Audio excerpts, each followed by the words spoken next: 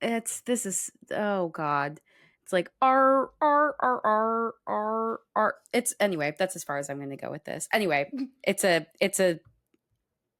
thing on the internet. Great. Okay. Hello. Do you want to play a game? What's your favorite scary movie? Be afraid. Be very afraid. See dead people. You're gonna need a bigger boat. Here's Johnny. The power of Christ compels you! The power of Christ compels you! Whatever you do, don't fall asleep. Welcome to Talking Horror with Jamie and Nikisha. Hi, I'm Jamie. And I'm Nikisha, and this is Talking Horror with Jamie And Nikisha. where we share our love for all things scary and talk horror through the lens of human behavior. Welcome, everyone. Welcome. Jamie's got her lenses on. She's the only one, but that's okay. Also, I just want to shout out Jamie's light setup right now. So if you're not watching us on YouTube, go watch it just to see Jamie's like gorgeous setup. She's camera ready. Okay, that's all I'm going to say. on this beautiful Tuesday. Welcome, everyone. Today is a very exciting day because look, Billy and Stu are back, baby, but not for the reasons that you think. Today we're talking about the 2025 supernatural horror film Five Nights at Freddy's 2: Return of the Frederick. So you wanna tell me about your bad dreams? It's always the same. Your dad. We're never gonna be able to move forward until you deal with some of the mess you left in your head. Everyone called it an accident, but it wasn't until years later when those 5 children went missing. She was murdered by him. Great. Good times. This movie was directed by Emma Tammy and written by Scott Cawthorn, who was the one who created the video game. It stars Josh Hutcherson, Elizabeth Lail, Piper Rubio, Theodis Crane, and Matthew Lillard reprising their roles, with the addition of Freddie Carter and Skeet Ulrich joining the cast. Skeet. Good old Skeet. Maybe not that. It's all, well, yeah, maybe not that one. But it's been really fun seeing them do the press circuits just for different various things together and just being reunited. So it's always a fun time when we see our Billy and Stu. So heavy spoilers if you have not seen Five Nights at Freddy's 2. And probably I'll just go ahead and say heavy spoilers for the first one because I'm sure we will be talking about both of them. And Jamie, please hit us with those trigger warnings. Yeah. These are some murderous animatronics. So if you, don't like animatronics, and I'm going to throw puppets into that because they are kind of puppet-like, and there's a marionette that also is puppet-like. And as somebody who is freaked out by puppets, you know, I hear you, I see you, and here is your warning. And as I mentioned, murder. But you don't see a lot of things. It's a lot of like murder. I was going to say murder by association, but it's like, it's PG-13, folks. So like, take that with what you will. It's insides on the outside, but like the camera's blurry and like you see like a big basketball shape in the background that's supposed to be a head, but like you don't really see anything. Right. So there's that.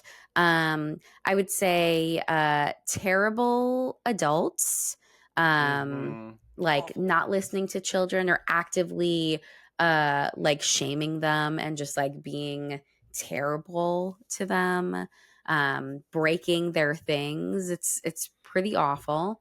If you don't like people who withhold information, yeah, not a big fan of that. If you don't like, I mean, I guess like child murder specifically. Oh, yeah. plays a role. If you don't like those like paranormal TV shows, like Ghost Hunters and stuff like that. Yeah. Well, What were you gonna say? What were they? Scoop. I don't even remember what they were called Great. in the Awesome. movie. Yeah. Yeah. That's how much I The paid attention Pooper to. Scoopers. That's not Okay. what they were called, but that's. I was like, oh every yeah, that's time what I they're saw. called. Me. Every time I saw the Oh, yeah, thing, something. I kept thinking about it. I kept thinking it was saying the Pooper Scoopers, but I don't think that's what it was called. That pretty much. I guess like mourning the death, like a parent mourning the death of a child. Trying to murder adults, just all adults for being shitty. Which, like, I get it. Yeah, I get it. Yeah, that's it. Yeah. Mm-hmm. All right. Oh, Sounds possession. good. Possession. Oh sure. yeah, of course. Of course. Amazing. Well, before we get into everything, Five Nights at Freddy's, producer Brian is going to give us just a couple of words. Hey everybody, hi YouTube, and hello everyone listening to us just with their ears. Thank you so much for joining us again. If you want to find out more about us or have some more fun with us, you can follow us at Talk Horror Pod on TikTok and Instagram. We're doing some real fun things there. Especially towards the end of the year, where we're just watching so much stuff to kind of catch up and do our best of the year, worst of the year episode. So definitely find us there. And then we would love for you to review us wherever you're kind of listening to us, whether it's YouTube, Spotify, Apple Podcasts. We would love to hear from you. It helps with us, the algorithm and people finding us, but it also helps our egos. And we like to read them, for instance, and you can give us suggestions. For instance, somebody on Spotify named Kay said, "May I suggest you all review The Thing from 1982?" Cute. And we should absolutely do that one. We haven't done it yet. Nope. It's definitely on the list. We're definitely going to do that one. Definitely. But honestly, we can bump it up the list if you ask for it. So that's thanks, Kay. So keep asking. So keep asking. The Thing 1982. We'll do that next year for sure, because we actually, if you're listening to this one, the rest of the year we are going to do we got some good ones for you, obviously. We're good. So we have Five Nights at Freddy's 2 in this one, Return of Frederick. Then we have next week is going to be It Welcome to Derry. We're going to be kind of talking about the entire season of that one. Then our Christmas episode is Gremlins, so get Grammy. And then we'll do on New Year's Day, we're going to release our best of 2025. And then our first new episode of the new year for a movie is going to be, or a TV show in this case, we're going to do basically a overall review after the finale of Stranger Things. So check us out there. We've got some really good episodes for you. So definitely tune in, please. Thank you. Have a lovely day.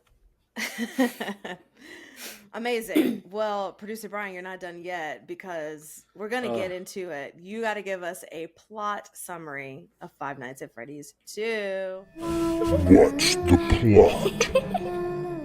You sure do. You only got 2 minutes. Yeah, it's not a lot of time. No. All right. You can do it. I'm ready. You can do it. I'm not. You better be. Are you Freddy? Oh. Ready, Freddy 2, Return of Frederick. Okay, now I'm ready. All right, ready? Freddy, go. This is Five Nights at Freddy's 2. In the 80s, at the original Fazbear Freddy's, a woman, oh my god, a little girl dies because she sees the Matthew Lillard character, taking a little boy, and none of the adults listen to her, so she ends up getting killed trying to save that person. Flash forward to 2002, I think it ends up being. Yes, 2002. Yeah. And we're back with Peter Malark and his sister. And they moved into a new house. But now the whole entire town is like obsessed with Fazbear Freddy's, because his aunt, got everybody on riled up, and she's in an insane asylum now, apparently, or something like that. Anyway, his sister really wants to keep hanging out with her friends, the bears and the people and the things and the suits. The bears. The bears. But he won't let her. He kind of lies.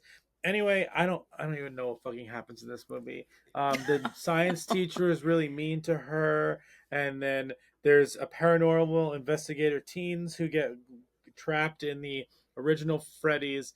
And there was a marionette in the original Freddy's that now takes over because it was actually the spirit of the original girl. And basically, she like jerry rigs all of the other new Fazbear Freddy's to attack everybody, and then they have to get the old ones to like help save them.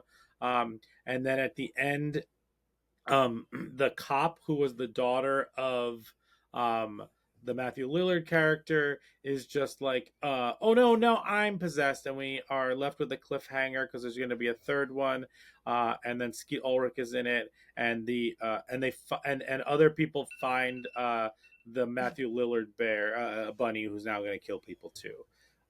That is Five Nights at Freddy's 2: Return of Freddy. We back, baby. And that's the plot. We back, baby. Great. All right, let's start off with our first segment, Trick or Treat, where we let you know right off top, was this a treat? We loved it, or we don't know how we feel about it, or we're just kind of neutral about it. Or Trick, we did not like it. Trick. Treat. So, Jamie, trick or a treat? For me, this was an trick.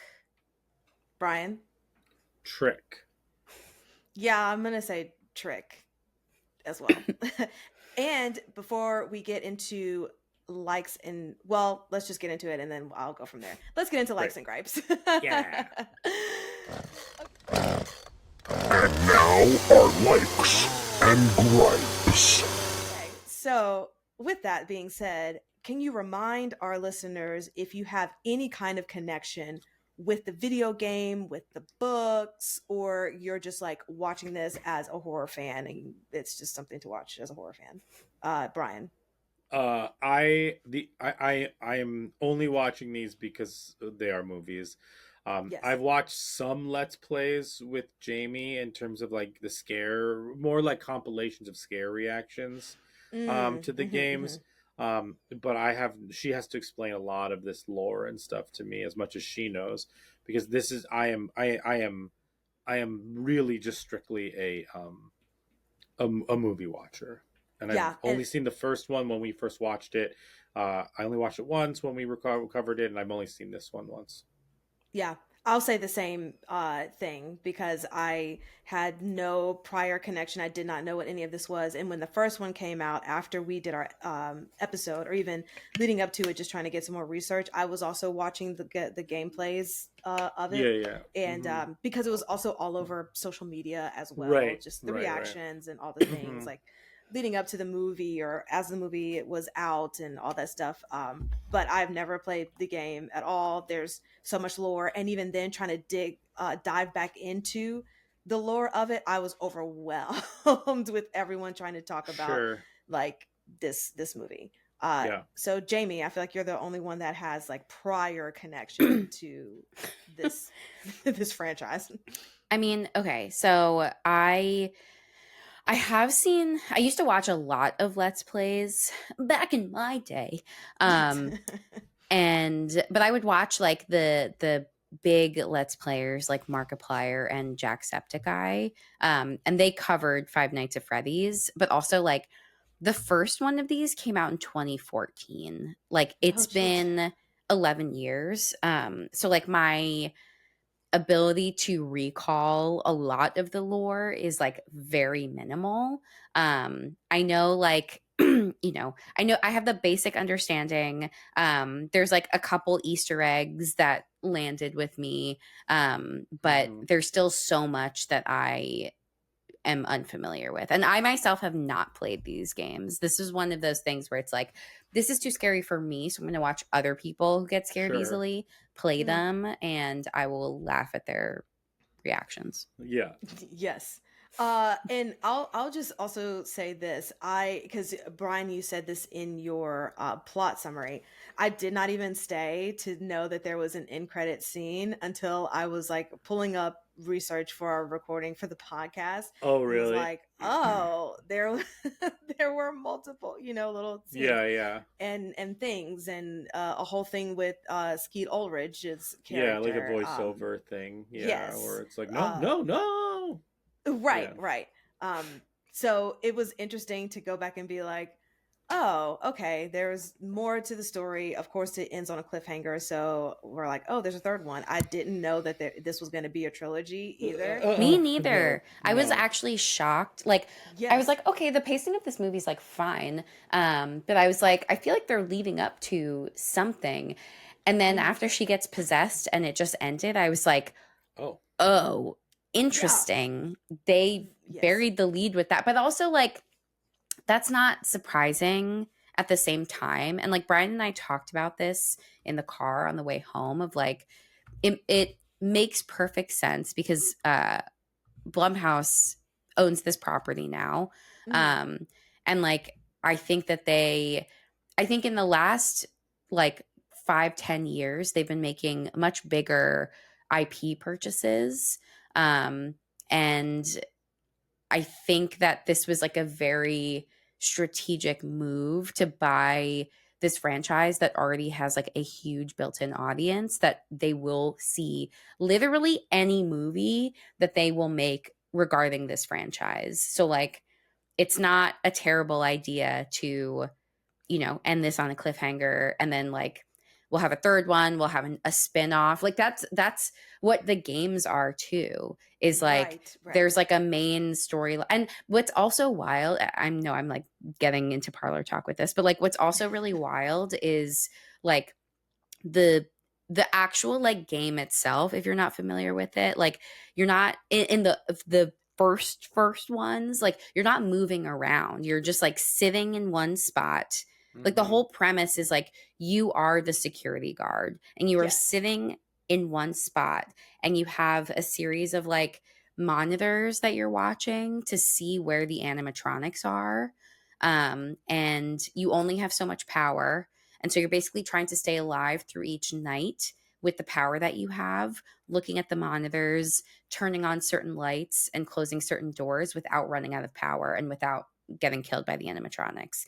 And the way that they kill you is like the jump scares, which like you see essentially the jump scares in the movie is very similar to like how they do it in the game. And like that's it. You're not going anywhere. So the fact that then it's like evolved into like you like then they made other ones where like you are moving around, and then there's like books, and then there's like they've created this whole lore like that I find really interesting. Like that really that is really fascinating to me, even though like this particular movie might not be for me.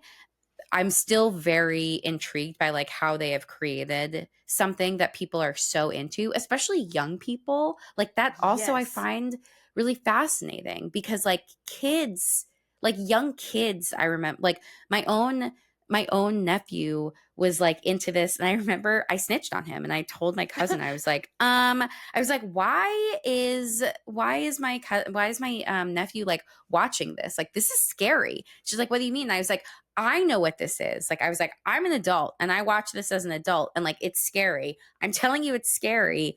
And like, why is he like so into this? That's so but funny. Yeah, like you bring it's that just so up. interesting to me.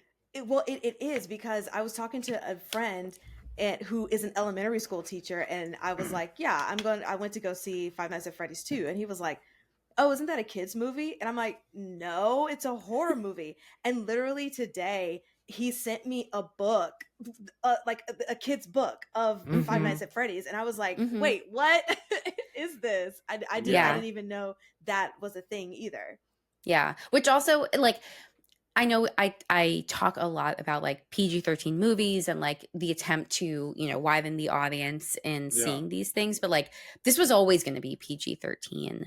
Right. I feel like they could have even tried to, I mean, there's no world where like they could make a horror movie that's also PG, but like there was no doubt in my mind that like we were never going to see blood and gore in this. I would like to see like the director's cut or like an unreleased version that is bloody and gory, because that would be really interesting to me. But like, we're never going to see that. Right. No, not at all. Even down to the opening scene in this one with Charlotte, I believe her name is, that's been stabbed. The stab wounds. Yeah. Yeah, it's just stab wounds, but like just like a ripped shirt with a little bit of blood. With a little bit of blood on it. Exactly that. Like it's not anything gory at all. But that's I never put two and two together that this would never be a movie that would give that gore. But that's also because I didn't know anything behind it, or that it appealed to such a younger crowd so that they really can't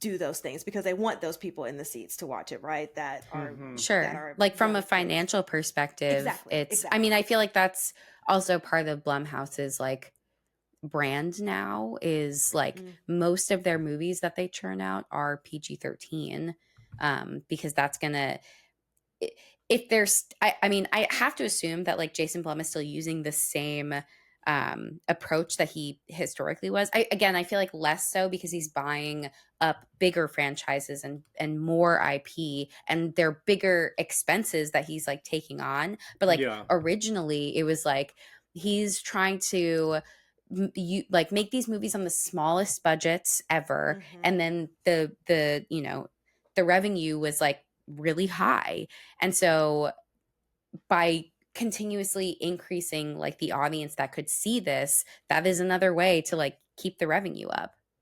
Exactly. Jamie, since you're already like going, do you have any like other likes and gripes for this, especially as someone who has more background knowledge than we do on this? So this movie had its moments. I think that like the core elements of the game, when you see that, like it's funny. So I forget which game it is. I think it's the second one. And they reference when Josh Hutcherson's character is in that security room that there is no door. And like in one of the games, like there is no door. And I think you do have to put on the Freddy mask to like confuse the animatronics. So like things like that, I think are funny and clever when it's done, when you're like, it's a callback for the people who know it. I don't know how well that works if you like have no idea what's going on. You're like, what security door doesn't have what? This doesn't make sense. So again, it's like, what's the line between fan service and making it like appeal to a wider audience? Absolutely. I don't know how well it balances the two of those things. But like the things that I like recognized, I was like, oh, okay, like I remember this reference, or like I remember this animatronic, or I remember this puppet, or whatever. That like the lore, that like people who are excited about this are really excited about the lore, and it is, I will say, like watching this movie in a theater where other people know the lore and get very excited when like those Easter eggs are sprinkled throughout it. It's fun, like hearing the animated reactions from other people in the theater. Like I enjoy that, where people are like, and then like the whisper of like, oh my god, it's Mary now. Yeah. It's like everyone gets so hype, and like I do that like for the things that I love. So it's like, I'm not taking that away from other people. Again, it's just like, I know that some things aren't for me, but not everything has to be for me, and that's okay. So yeah, it was like, I think for the Easter eggs I got, I was like, oh, that's cool. Like at the end, I was like, oh, I know what this reveal is. After the after credits, I was like, oh, Brian, I know what this one is. Yeah. And what's it called now? Springtrap. Springtrap. I was gonna say springboard. I knew it was spring something. Same thing. Love Skeet joining Matt and like them two back together, and then like a reference to the fact that like they actually used to work together. It's like, oh, they like interwove this in a way. So like again, it's like, okay, I see that you're trying to capture like an older millennial audience as Mhm. well by like bringing these two folks together. You are like, I feel like that's part of why they got Matt Lillard for the first one too. It's like, have you, if this is geared towards a younger audience, how do you expand the market to, I don't know why I'm like so focused on the like financials and like the I mean, well, you know just what? That just the it brings how up successful also it works and things, even Yeah. if we're kind of like, right. oh, interesting, like what is going on, but like it from a strategy perspective, like it makes a lot of sense. Yeah, but it It ties does. directly into what you said, that balance between fan service and a wider audience, because like if you know you can make enough money from the fan service, like then don't make it balanced. You know what I Yeah. mean? Like I mean, that's is having fine. Matt Lillard and Skeet Ulrich also not fan service in a way to older Exactly. millennials? Oh, it absolutely, yeah, it totally Exactly. is. Absolutely. So, But also, I keep thinking of like in the zeitgeist, I guess, is like movies and finances, just with the whole Netflix, Warner Brothers, Paramount Sure. of it all. Because even Jamie, you talking about like the community of watching the movie with fans and them, you know, getting Mm-hmm. excited about it. It's like, mhm. yeah, that's what we need. We need more communal experiences. We're already in a Yeah. society that's like individualized so much, or you can do so many things just on your own. So like having just this moment, even if it is like you said, something that's not necessarily for you, or I agree Yeah, it's not but just being in necessarily for that me, space is but very being in that contagious space. and Yeah. exciting. Exactly. Yeah. And like Exactly. that's like movies, the experience of going to the movies is iconic. And like we Yes. can't now we're like, okay, we're all getting on our soapboxes and we're like, fuck this dumb deal. You're gonna Uh-huh. ruin the movie theater experience. Like it is, Right. it is really upsetting that like this is where we are, and like, you know, that some of these CEOs are already talking about like making theater screen sizes smaller and just being like, people just want to stream things, nobody wants to go to the movies anymore. And it's like, I just don't think that that's true. And I think that the more that you like impose this idea, then, and like because you're creating these restrictions, like people will have no choice. But like, I don't know, it's a big And bummer. it's more than just one more sentence about the soapbox, Yeah. because we are definitely in parlor talk about this. But it's not the reasons that people think of like, oh, people aren't going to the movies, they just want to stream stuff. Well, it's because like people don't have the money to go to Yeah. the movies. People want to Yeah. be at the movies. People want to have that experience. Like Mhm. going to the movies was what, especially our generation, is like what we did to hang out. You know, Yeah. like Yes. that was a core thing that we did. Brian has a whole binder of movie ticket stubs. Yeah. Exactly. Like it is a thing that we enjoy doing, that brings us all together. But the fact that I'm paying $22 for a ticket, and then if I want to get like a large popcorn, that's also like another $22. Like Yeah. when it was, you know, I remember, oh my God, I remember back in my day, oh, again, like $3 matinees, you know what I Yeah, mean? sure. And for it to, the cost to go to the extreme, and especially if you talk about families wanting to bring your whole family to see an event, like how much that can be. So it's like, it's not necessarily that people just want to sit at home and stream movies because it's more convenient. It's just like, no, you're pricing us out of it, like everything else. You're in also this pricing world. us out of the streamers. Like those prices Also go up that. every Yes. year. Yeah, absolutely.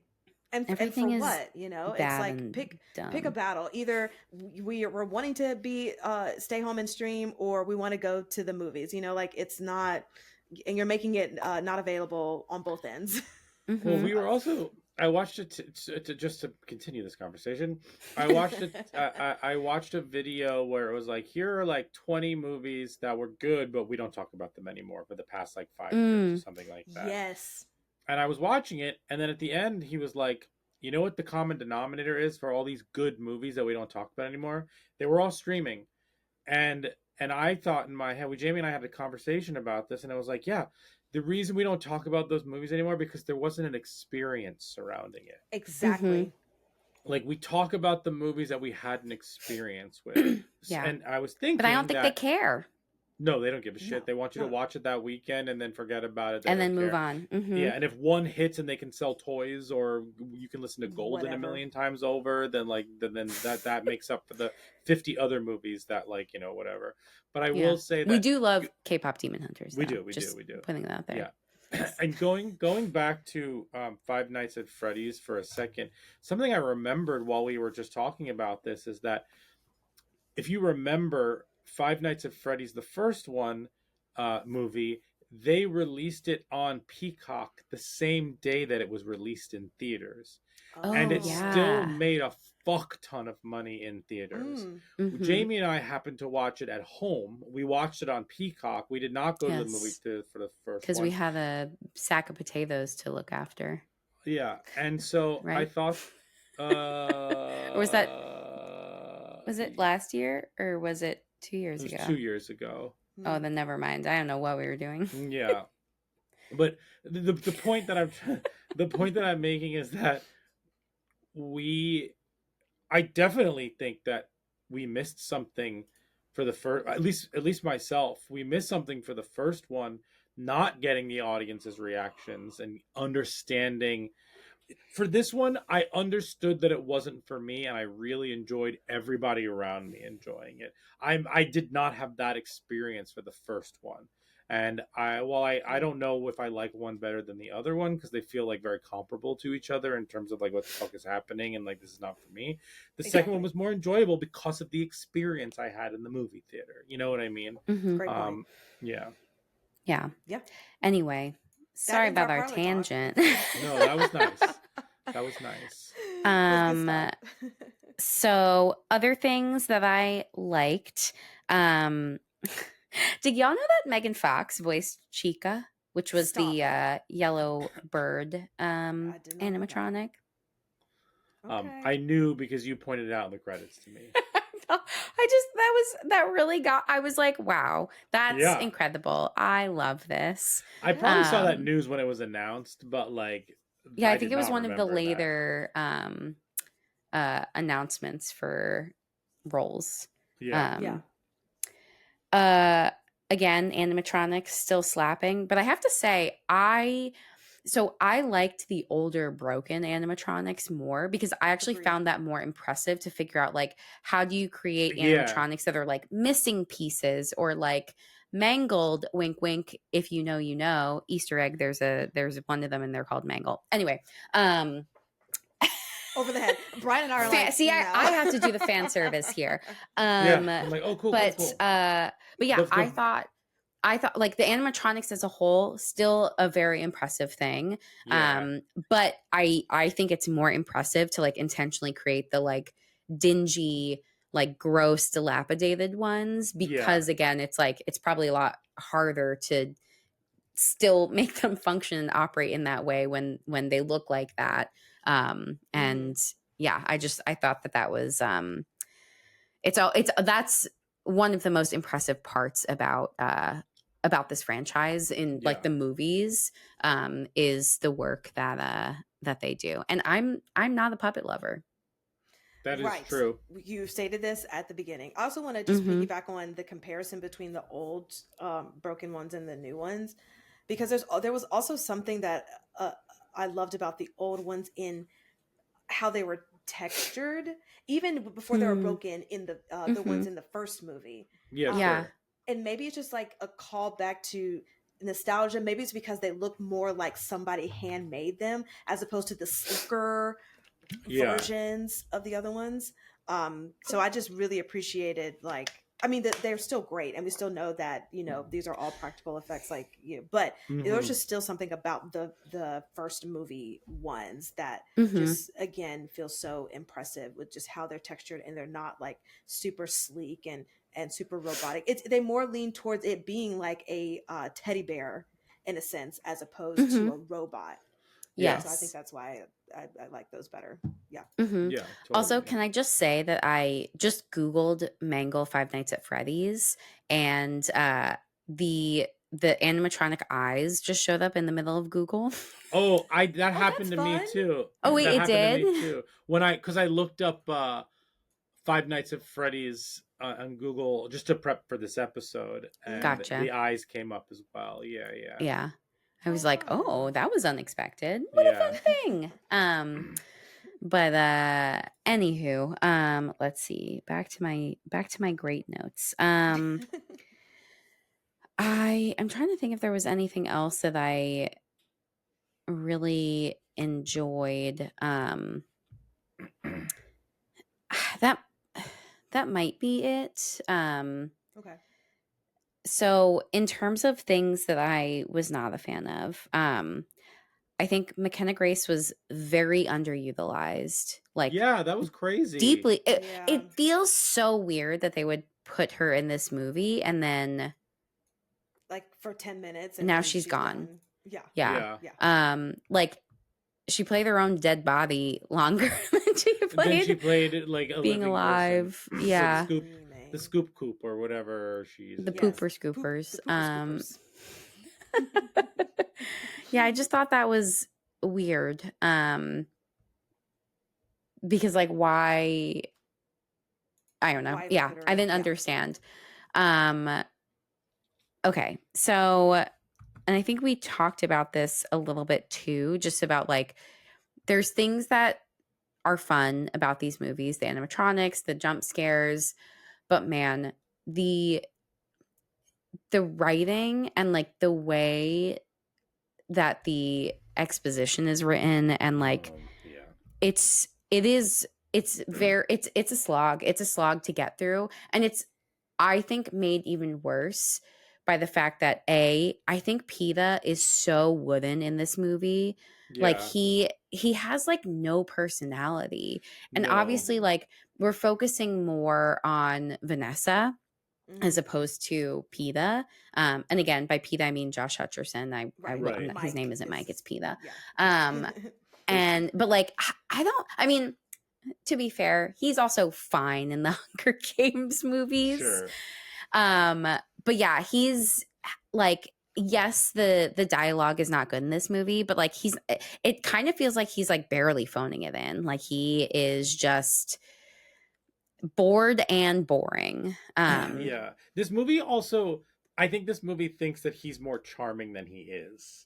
Like Yes. it relies on you liking Mike when I'm just like, I don't really care for Mike. Like I don't dislike him. To me, he brings nothing interesting to the table except like a body in the like and the where the dialogue needs to be. Yeah. And like there's no compatibility between him and Vanessa. There's At no all. compatibility between him and his little sister. Like it's very weird. He's most compatible with his friend who helps him paint his house. That's what I was gonna say. His friend is helping him paint his house. He has more emotion towards him. Yeah. Yeah, well, that actor feels like they would have chemistry with anybody they're on screen with. Like sure. For me, that actor, the friend actor, even though he randomly shows up, I like, oh my god, I hate when people are just like, oh hey, what are you doing on the side of the road? Oh yeah, that's a bad trope. Yeah, that's a lazy trope. That's so lazy, but he's charming. Like I found him to be a standout for a lot of those scenes for sure.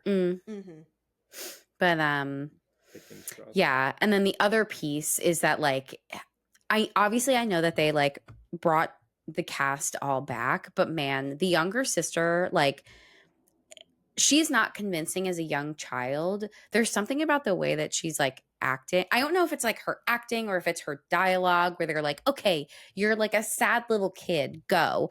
And like it just feels very inhuman. Not like an alien, but it just feels like, okay, how do little kids sound? How do they talk? Like what, like, let me get into the mind of a child. And like, it just, like it feels forced. It feels forced, but like, it's just like unusual. Yeah, I'm like, you're not believable as like, I don't know, 11? Is that how old she's supposed to be? But sometimes I'm like, she was a 4-year-old. Acts like, yeah, yes. It's like, these are like, this is a huge spectrum of like where I think you're supposed to be. But then also I was like, but then you're going off on your own. Like you're like a 14 or 15-year-old. Like what 11 like it was just very confusing to me. I was like, I feel like you're playing like a decade of ages at any given moment, depending on like what needs to happen for the plot. And it really didn't work for me. Like those, like these were like glaring problems that made it harder, even though like the timing of the movie I thought was fine. Like it was hard to sit through most of the dialogue. Oh my god, that was hard. The opening sequence. I was like, cool, and then like every scene where it was just two people talking made me want to die. And then and 3, 2, and then I really And then and then would it be? It's not my turn yet. I'll stop. Yeah. Save it. Yeah. Sorry, but yeah, it was just that made it a lot harder to get through this movie, despite like the fun things that they introduced. So like, I think that's the biggest disappointment is like, it feels like such a big fall off from the first one where like, you just have to nail it enough to be successful, which again, like it's unlikely that it'll super flop. And then you have a sequel because like you have a second game that you can reference and like build off of. So, but like that's not enough. And I know that like the creator of the game exclusively wrote this script. Whereas I think in the first one, it was he co-wrote it. So it wasn't exclusively him. But like, I don't know. Like, would it have benefited him if the script got the treatment from someone else or like somebody helped? Because like it just wasn't sure you can create dialogue and like a story for your games, but like that is very different from like writing an entire movie. Agreed. And so it just, I feel like there was a big disconnect. Again, even though obviously he knows all of this the most because he is the creator of it, it did not land, I think. No. He did a lot of telling and not showing. Like the exposition they repeated over and over again. I was like, I could also see the actors like subtextually do this. You know what I mean? Like and I understand. But then again, it's like, can the actors even do that? Because they're not even like. There's a lot of weird stuff going on. Yeah. But those were my biggest glaring likes and gripes. Sure. Nice, Brian, go for it. Yeah, I mean, this is not for me.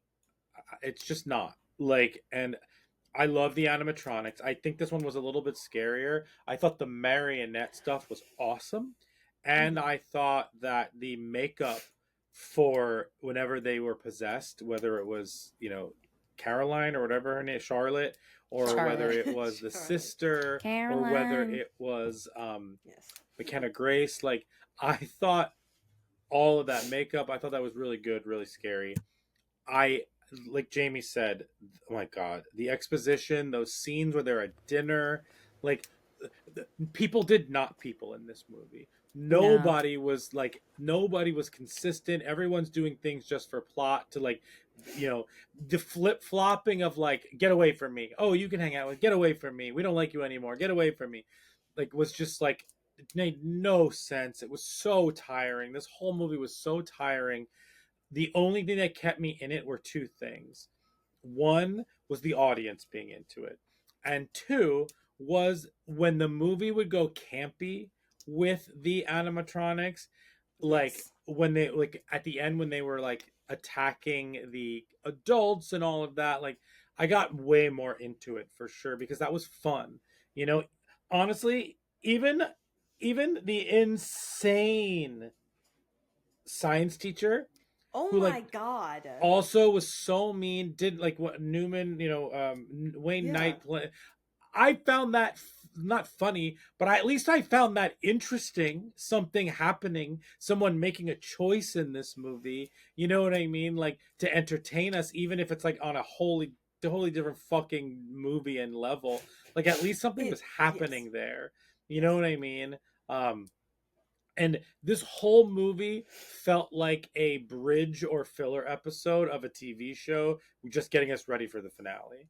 Like, like it just, something didn't sit right with me in this movie. And then it didn't end. And I was like, oh, this feels like the Amazing Spider-Man 2, where all they were doing was setting up a third movie that never actually got made. You know what I mean? Whereas but this one is going to get made. I mean, this one already, this budget was like $50 million. It's already made 113, or it's probably more than that at that point. But like, yeah, the acting in this was either like really fun or really bad. But when it's campy, like Skeet Ulrich was in that one scene, like that was fun because he made a choice to be like super campy, like that type of a thing, and I was into that. I also thought that the dream sequences with Matthew Lillard were really good.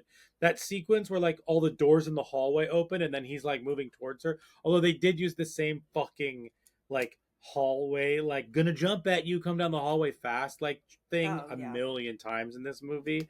Um, um, yeah, I so that's kind of like it. Also, the movie starts out with that like cool scene, you know, okay, we're getting into it, and then it's like a half hour to 40 minutes of bad shit, like bad exposition, and then we don't actually get to like the good, maybe good stuff until at the very least when the scoop group or whatever, the scoop coop or whoever they are Yeah. The goes scoopers in come and in. like gets attacked, and then it picks up again once like they're starting to attack the adults and stuff.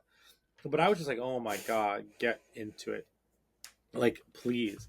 And then someone wrote on our I'm going to paraphrase, but someone wrote on our YouTube. I reviewed this and I was like, it was slow. It was really slow to start. He's like, someone was like, you ever watch a movie before? All movies start up slow to get like you into it. And I didn't write back, but I was going to be like, have you watched a movie before? Because like I know plenty of movies that aren't slow and are full of exposition because it's well written. The actors are interesting. Like what a bizarre claim to say that all movies let me find it now. of all time start slow. What are you talking about? What are you talking about? Like what are we doing here? What are we doing here? But yeah, this movie this was not for me. And I'm okay with that. Like I didn't think it was, I don't know. I love that it's not for me. Like there's something we like yeah. Everyone's having a good time, and I'm into that. So that's just where I land on this one. Will I see the third one? Sure. Will I ever watch this one again? Absolutely not.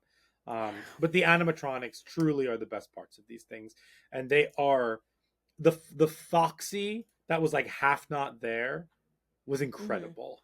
I think that's Mangle. Oh, really? Oh, Mangle was incredible. Yeah. I want to use his proper name, right? Mangle. I don't want him fucking showing up behind me. Yeah, true, valid. Yeah, but yeah, really, really enjoy the animatronics and the puppetry and stuff like that. And then just this is not for me. Yeah. Are you still trying to find that comment? Yeah, you go. When I find it, yeah. I mean, I'm just gonna say I agree. I was falling asleep in the theater, and I will chalk it up to like I was just tired to watch this movie, but also there wasn't anything that was keeping me awake to watch it, or keeping me motivated to really try to stay up and watch this movie. Sure. And I only watched the first one once. I didn't watch it again. I felt like a lot of stuff was forced. Like the whole thing with Brian, you had mentioned it, Vanessa's character of like, oh, we like her, oh, we don't, oh, we trust her, oh, we don't. But then it was like her brother randomly comes in, and so like that's a whole factor. And I was just like, what are we what are we doing here? So it's like she's associated with the Charlotte situation, okay, and they find out about that, and then that like breaks their trust, but then they're fine again, and then the whole brother thing like comes out, and it's just like it felt like too much stuff going on in that respect to where it wasn't even like, too much stuff. It wasn't clear. It wasn't clarified. It was convoluted, and there were no character beats and interesting characters. Like it all just it could have been any character saying any of these things. Nobody felt like an individual, unique person with an actual point of view, except for maybe the girl who's like, "I want to play with my friends. Am I 3? Am I 10? No one knows." And then even the scene when her and Pita are at the dinner, and they're talking about like therapy, or he's trying to like get her to go to therapy. I even forgot what that scene was, but I just remember thinking like, friends don't talk to each other like this. In regards what do to, you like, mean? trying to help each other. Yeah, and the whole trying to help with each other's traumas and things in that respect. It just, in that instance, it really felt like he was just dead to the whole situation of like, I really don't care about you or what's going on or what's happening, and not actually listening to a friend, like voicing her concerns with whatever was going on with her traumas and stuff. And so that from the jump was like, what are we doing here? Sure. Yeah, y'all basically said everything, but you know, I will say it was fun. Jamie mentioned the whole like putting the animatronic mask over Josh's face so that he could recognize it. It's like, I remember that from when I was watching some of the people playing the game, you know, online and stuff. So that was a fun thing. But I kept thinking to myself, like, if I didn't know what that was, I also would be like, what the fuck is happening? I don't understand this unless you have actual, like, unless you knew what the games were. So I was like, I don't know if this is a movie that people would enjoy if they didn't know the game, because it doesn't feel like something that stands on its own. Just with everything that y'all have said, with the acting, with the directing, with the dialogue, and these are all people that we've seen in other decent movies. So I don't know. I want to just kind of blame the writing and the direction of it all more so than like the actors. Here's this is something I wanted to say that ties exactly into what you did and what Jamie said too. This movie felt like amateurs with a very big budget, from the writing to the directing, to the editing. I thought the editing was awful. They like lingered on stuff that you think is going to be important. It's just like, it just lingered. Like it did, like after a scene happened, the editing for the actual like conversation should have been much snappier to at least move momentum. But between the writing, this director, and even some of the actors, the only person who feel like they stepped their pussy up was like the Jim Henson Company, because you know, like everything else just felt like I'll really just say the their sentence pussy again. up. They really stepped their pussy up. This felt like an amateur's hour with real money, and it was disappointing in that way, where the first one didn't as much. Truly, no, I felt like I had a more enjoyable time all around in the first one, but I will agree with you, Brian. I thought that the second one was scarier, like more jump scares than before. But other than that, and then the only thing that I did like was just the nostalgia of 2002, you know, like the home phones and all those kinds of things. Like, I enjoyed that aspect of it, but other than that, everything else was just, I'm fine. Yeah. Y'all have said all of the things. I don't have much more to add to that, except I did want to talk that whole lucid dreaming, like induced lucid dreaming thing. I was just like, what are we doing here? When Vanessa was like putting out the toys and then like went to sleep and had that dream to try to like confront whatever was going on. Also, I would never talk to her the way that he talks to her at dinner. Like, are you fucking kidding me? Like, that's whatever. Anyway, sorry. Yeah. But it's also there's just like things that are forgettable about this. Like, I watched this movie 2 days ago, and I had to look at the plot summary again to remind myself what was going on, because the only thing that I could remember are just the animatronics and her getting possessed at the end, because I was like, what? There's going to be a third movie? Okay, fine. Like, great. And the amount of times people accidentally trip and fall into that river is insane. And then they don't get up. And they're like, whoa, oh no. It's like a Life Alert commercial. It's like, I've fallen and I can't get up. It's like, oh my God. But also nobody seems to like move quickly once they fall in it. It's like, that's what I'm saying. Well, I guess I'll take my sweet time getting out of here. This stinky water that hasn't been changed for 30 years, plus years. Like, what? It reminds me, there was like a social media video that was talking about like anxiety or fear or whatever, and it was like this little kid who thought he was drowning, but his parent just like stood him up in the water, because it only went up to like his knees. And that's like what it felt like in this, because all of them like fall in the water, but they can stand up in it. So get out of the thing, and they're just like flailing there looking crazy, and it like, give me a shot that there's mildew underneath them and they keep slipping. You know what I mean? Like, the one thing solves it. You know what I mean? Not the mildew. Yeah, not the mildew. Mildew. Yeah, It's French. it was just like that. The people were not peopling at all. No, but you know no what? way. What is her name? McKenna, get your check. Fine. Yeah, for real. For your 10 minutes. She's got that other little rom-com out now, whatever it's called. The what? She has another rom-com that's out in theaters right now, whatever it's called, with her like McKenna real life Grace? boyfriend. Yeah. Oh yeah, no clue. Yeah, I forget. clue on It's that. like Regretting You or something like that. Anyway, I regret this movie. No, I'm kidding. Okay. Well, do we have anything else to add to this? We ready to move on? I don't think so. Weirdly, I'm excited for the third one because I'm hoping that like Skeet and Matthew Lillard are actually in a scene together. Yes. And that like I get more of the animatronics. Like that's excited is a relative, but you know what I mean. Right, but solely for that. I mean, because nobody's coming back in this Scream. Matthew Lillard is going to be in the new Scream, though. Yes, he's in 7, but we don't know. Skeet said that he's not, but that could be a lie. Okay. That's another soapbox I was going to jump on of like if the killer is not Matthew Lillard, like what are we doing? But then if it is also like are we spoiling it for ourselves that he's in this movie? But that's another conversation. Well, one of the like guesses is that he's going to be de-aged and they're going to show like the murder of Sydney's mom or in like a flashback or something like that. But if Skeet's not in it, then like that doesn't make sense. I don't Exactly.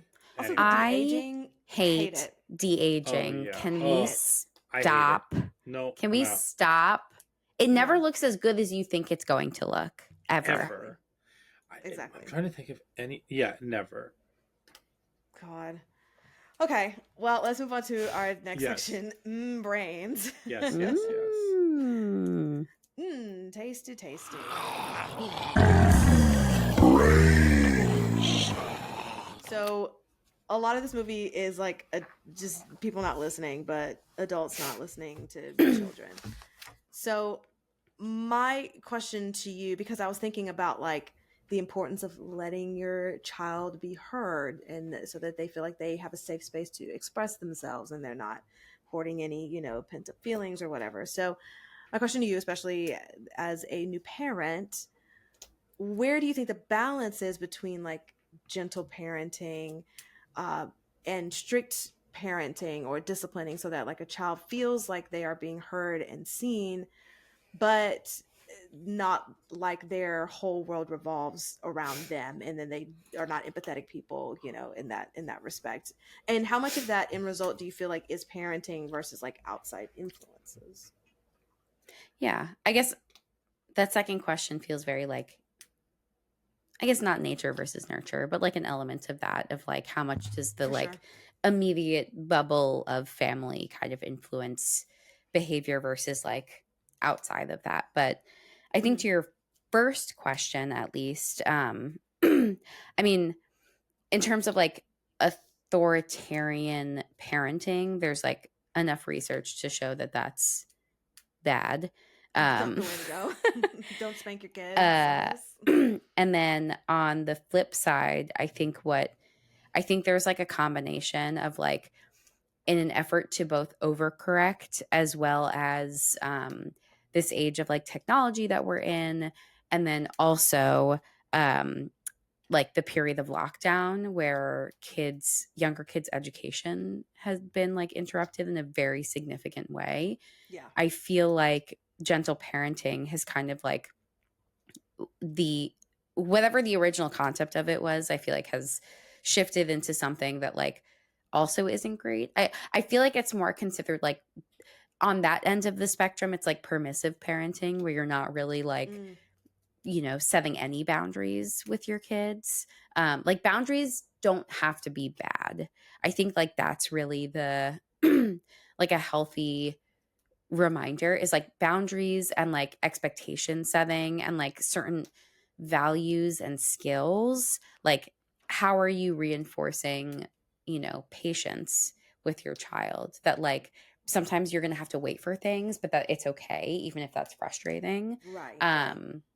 Or like, like allowing, or like however you respond to like a tantrum, is yelling at a kid while they're having a tantrum, like resolving the tantrum is like not saying anything or doing anything result. Like, I feel like, figuring out, like, I think it's a combo of like what you feel comfortable with as a parent, but also like, are there things that you can do that don't fall on either end of the spectrum? Like, absolutely. Mm-hmm.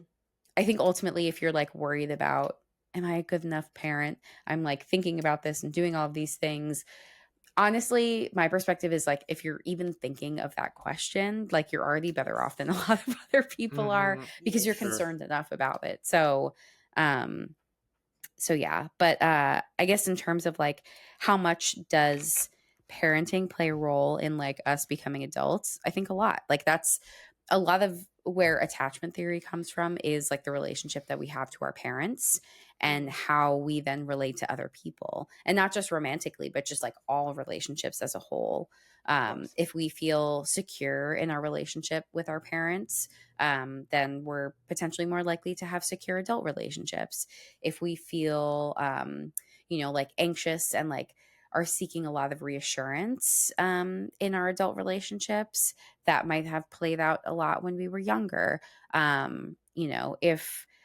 If we're like inconsistent in how we show up in relationships, we might have had parents who were more disorganized, and like there was a lack of stability there. So like, I definitely think that it's one piece of the puzzle. Like, I'm not like attachment therapy explains everything, but like, Right. I think that you can make sense of a lot of relationship dynamics.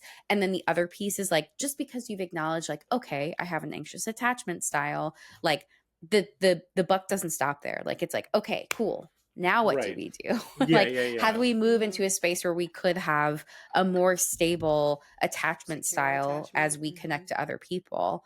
Mhm. So yeah, I feel like a lot of conversation is just like, identify what attachment style you have, and it's like, great, now you have the information. What are we going to do about it? And Yeah. then crickets. So yeah, this is your opportunity to like figure out how you want relationships to look in adulthood, and what are the things that you're going to do to like get yourself there.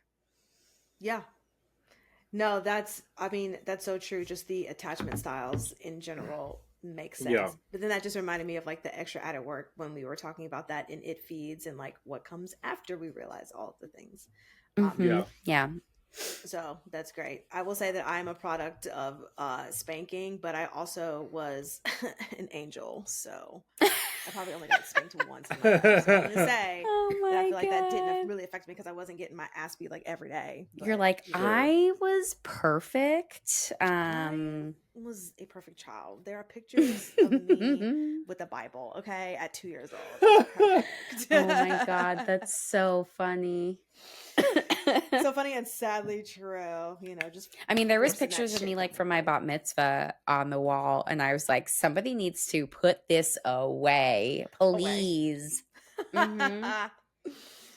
Amazing. Okay, Yeah. great.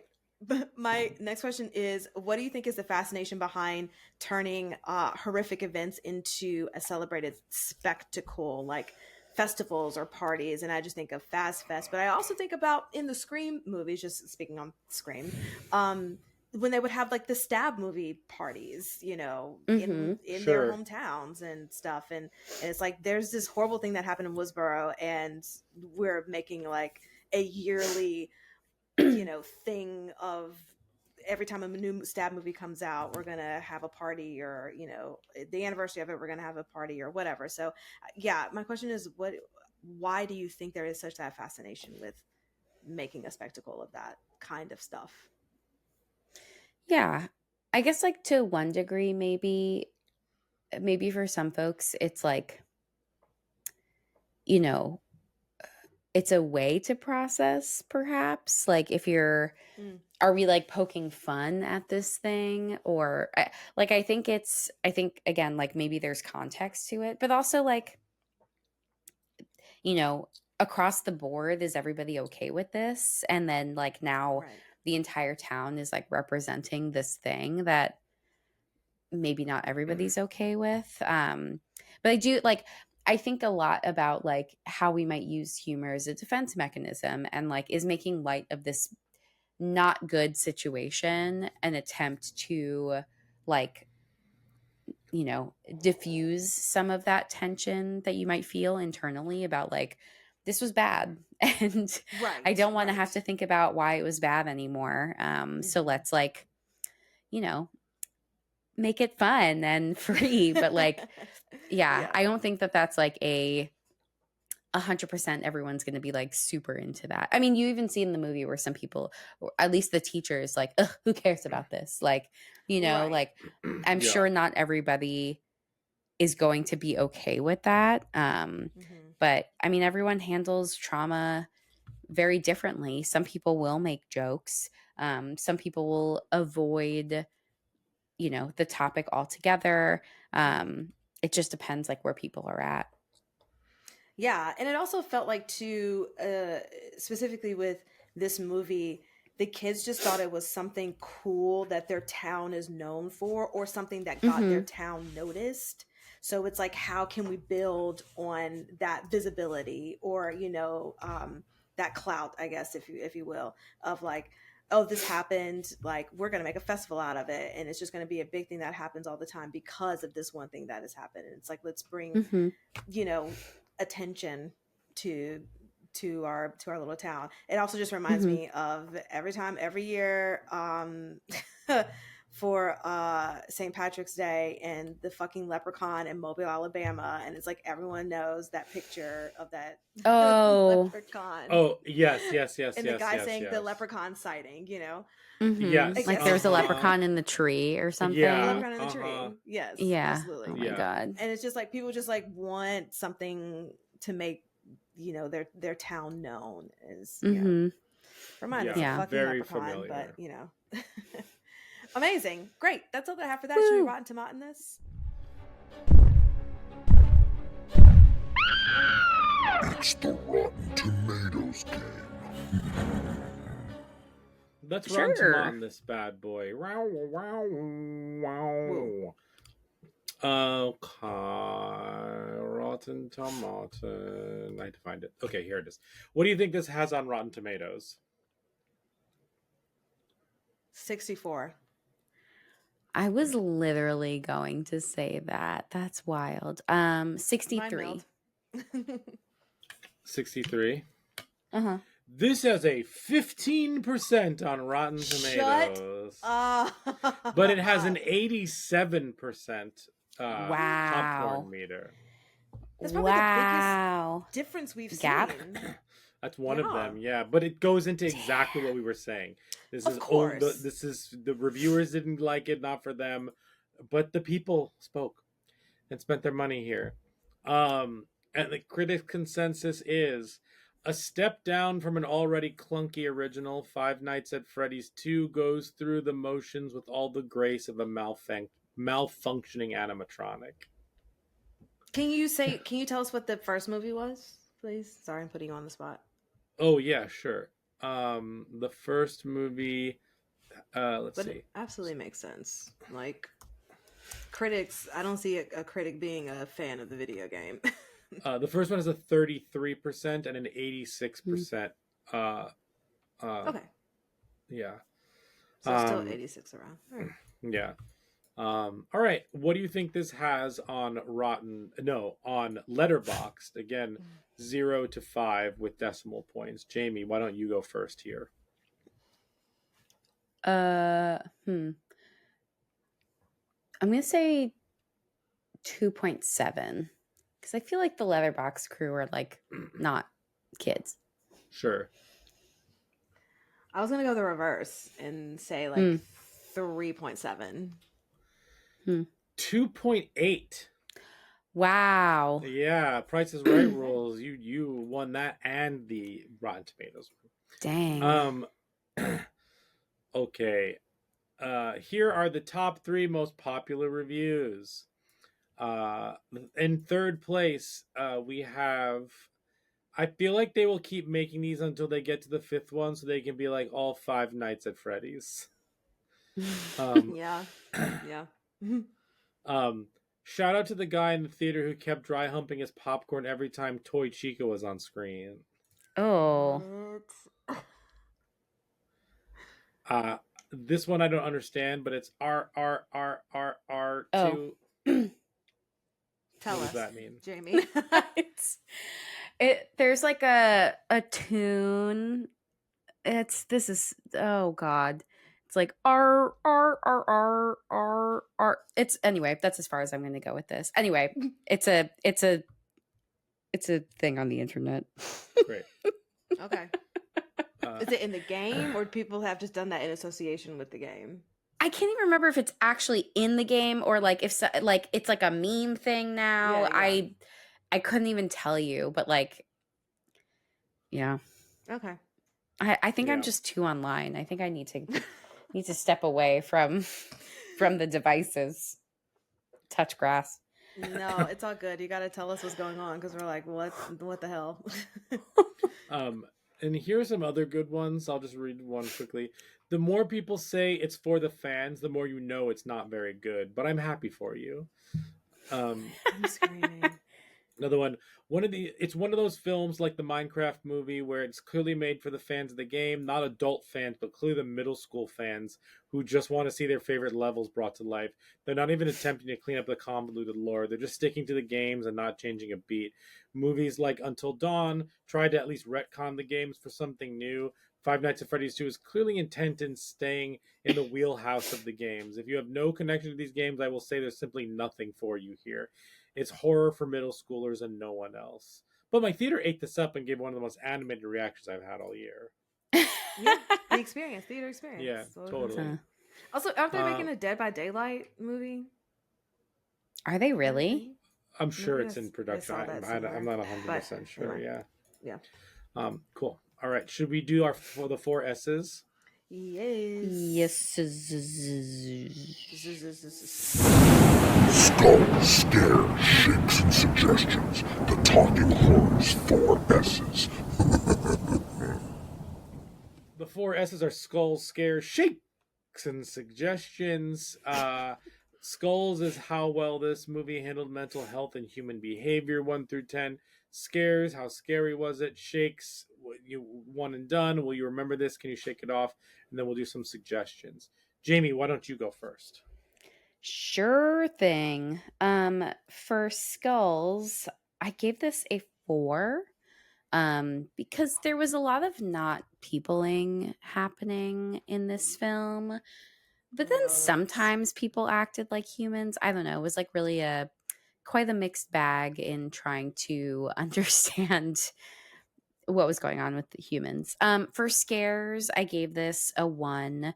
I don't think that this movie is scary. However, like I think that, the origins are creepy and I think that they capture a lot of that. So like you get 1 freebie. All right. And for shakes, I think I'm actually gonna I wrote 4, but I think I'm gonna give it a 3. Sure. Okay. Nikisha. I'm gonna give this a 2 for Skulls. I'm gonna give it a 2 for Scares, and I'm gonna give it a 2 for Shakes. I will not be watching this movie again. Cool. I gave it a 2 for Skulls, mostly because of her like familial stuff. Vanessa. 0 for Scares. This like nothing about this was freaky dicky to me. And then Freaky dicky. I gave it a 3 for Shakes. Nice. Suggestions. You should just watch Willy's Wonderland. Oh, what is that?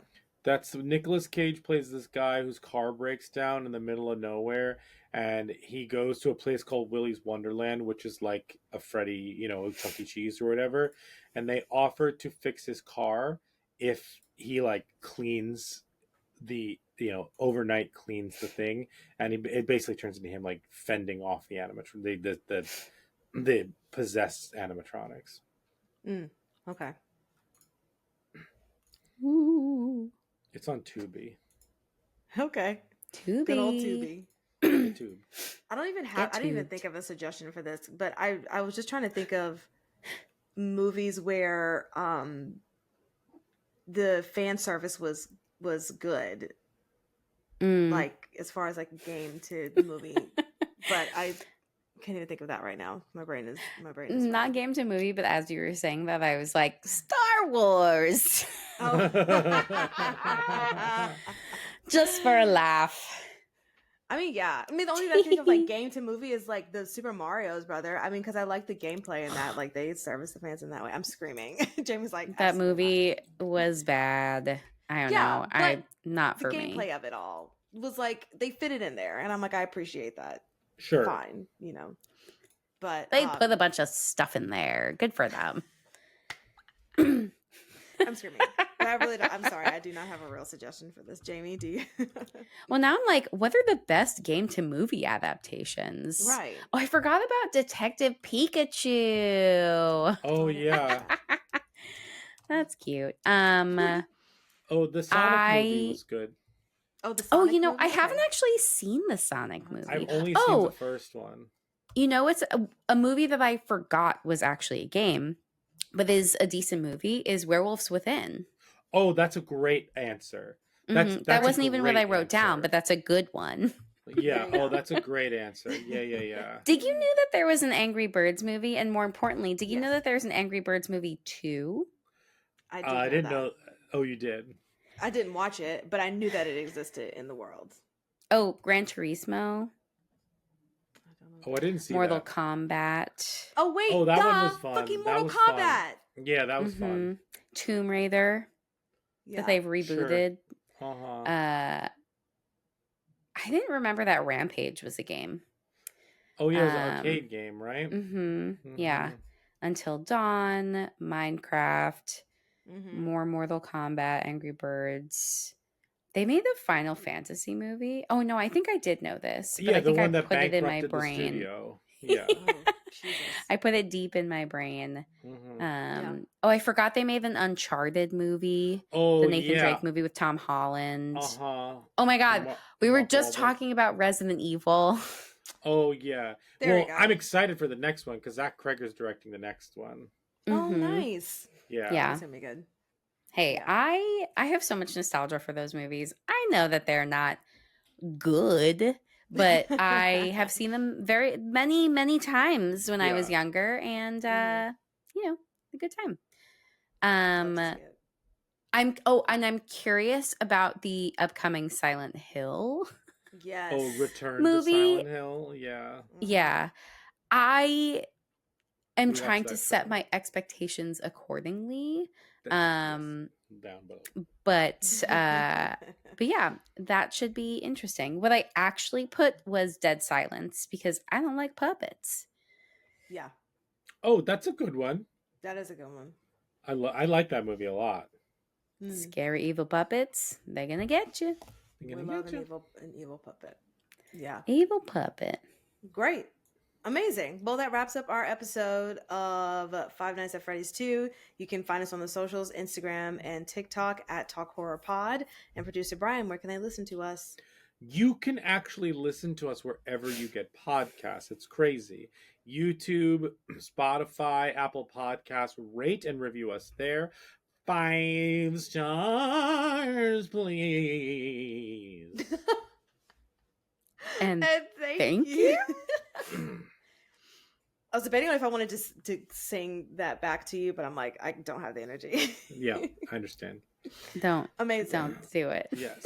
Right. Jamie, what was that song again to close the episode? Oh, don't make me do it again. You gotta close it out, Jamie, please. Okay, I'm gonna leave. I'm going away. It's like that's already a song, but it's just. It is. Yeah, it's Torador. It's just right from Carmen. Mm-hmm. Right. Yeah. Yeah. Peace. Thanks, guys. Bye. Bye.